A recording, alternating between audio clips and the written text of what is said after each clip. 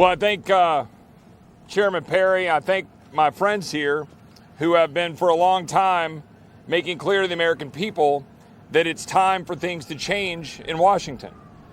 Now, we've been saying that for a long time, and finally in January we did something about it. And we forced a change, and the American people responded.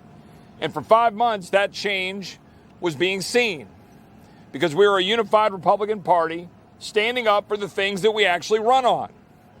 Actually trying to change this place, actually trying to secure the border, actually saying that if you're going to raise the debt ceiling, maybe you should actually enact fiscal reforms to do so. We did that. We worked in good faith. Everybody's sitting around, working around the table to accomplish the objectives the American people sent here to do.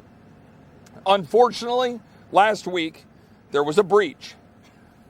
There was a breach in the structure that we agreed to put in place to make sure that we are representing the American people through this heretofore United Republican Conference.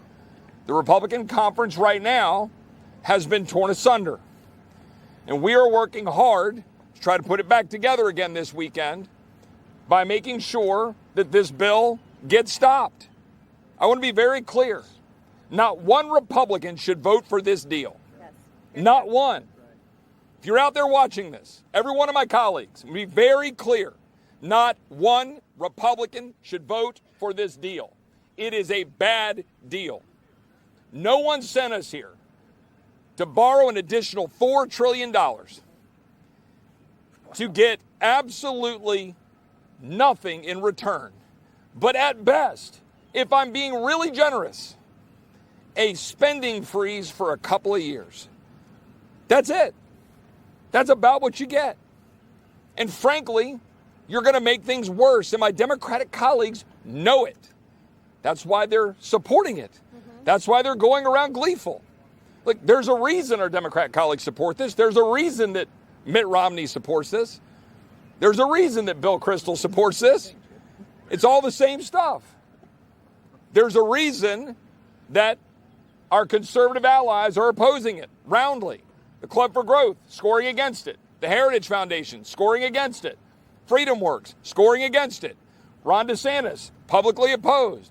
President Trump said he thought we should default rather than pursue this kind of lunacy.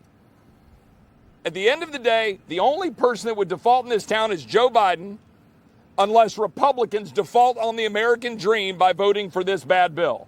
That is why this group will oppose it.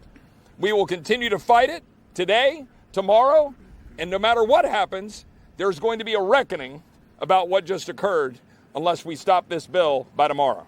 I yield to my friend, Ms. Boebert.